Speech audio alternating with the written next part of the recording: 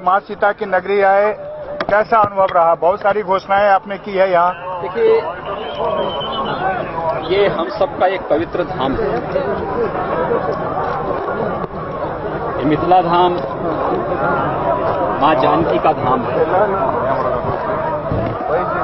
और जानकी के बगैर राम की कल्पना भी हमारी संस्कृति नहीं करती है। जय सीताराम हम कहते हैं।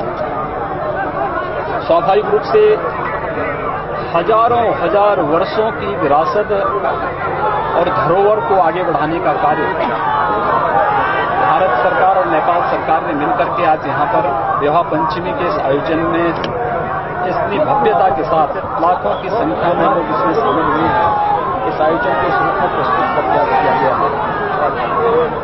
मई में भारत के यशस्वी प्रधानमंत्री आदरणीय नरेंद्र मोदी जी का यहाँ आगमन हुआ था और मोदी जी ने उस समय जनकपुर से अयोध्या धाम के लिए बस सेवा प्रारंभ की।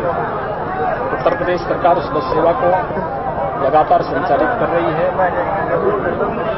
इसी प्रकार से हजारों वर्ष पहले मर्यादा पुरुषोत्तम भगवान श्री राम जिस मार्ग से मां जानकी को लेकर के अयोध्या धाम गए थे, भारत सरकार उस मार्ग को नेशनल हाईवे के रूप में विकसित करने का कार्य कर रही है। वह कार्य प्रारंभ हो चुका है।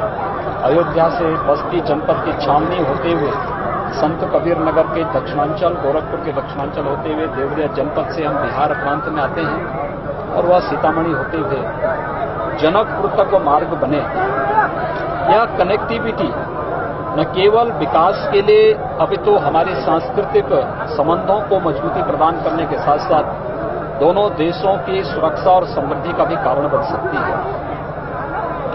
भारत सरकार नेपाल के साथ अपने इन सांस्कृतिक संबंधों को आगे बढ़ा करके, भौतिक विकास के कार्यक्रमों को आगे बढ़ा करके, भारत के अंदर चल रहे विकास की योजनाओं को तेजी के साथ आगे बढ़ा करके नेपाल के नागरिक भी उसका लाभ ले सकें, इस दिशा से इस कनेक्टिविटी का होना बहुत आवश्यक है। और आज का ये आयोजन, विवाह पंचमी का आयोजन इतनी भव्यता के साथ, इतनी दिव्यता के साथ हुआ है, लाखों लोग इसके साक्षी बने हैं। ये हमारी हजारों वर्षों की विरासत को, धरोहर को आगे बढ़ाने और उसके माध्यम से दोनों देशों की सुख और समृद्धि का मार्ग प्रशस्त करने का एक बहुत बेहतरीन माध्यम है। मैं यहाँ के माननीय मुख्यमंत्री जी को, यहाँ के नेपाल सरकार के जो पर्यटन, संस्कृति और सिविल एविएशन के मिनिस्टर हैं रविंद्र प्रसाद जी को, नेपाल सरकार को हृदय से आभार व्यक्त करता हूं और अपने भारत के नेपाल में राजदूत श्री मनजीत सिंह पुरी को, जिन्होंने मेहनत करके इन सांस्कृतिक संबंधों को आदरणीय प्रधानमंत्री नरेंद्र मोदी जी के दिशा निर्देशन में आगे बढ़ाने का प्रयत्न किया है, प्रयास किया है।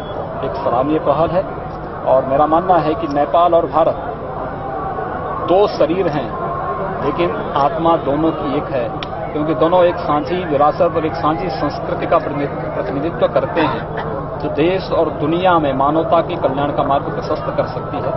और दोनों देश, मुझे लगता है जैसे त्रेता युग में अयोध्या धाम और जनकपुर धाम के मिलने के बाद ही राम राज्य की परिकल्पना साकार हुई थी, आज दुनिया में विश्व मानवता के कल्याण का मार्ग भारत और नेपाल मिलकर के प्रशस्त करे, एक अच्छा अवसर होगा। विवाह पंचमी के अवसर पर मैं संपूर्ण नेपाल वासियों को, उत्तर प्रदेश वासियों को, भारतवासियों को हृदय से बधाई देता हूं, अपनी शुभकामनाएं देता हूं कि आयोजन, इस प्रकार के आयोजन दोनों देशों को और नजदीक आने का अवसर प्रदान करें।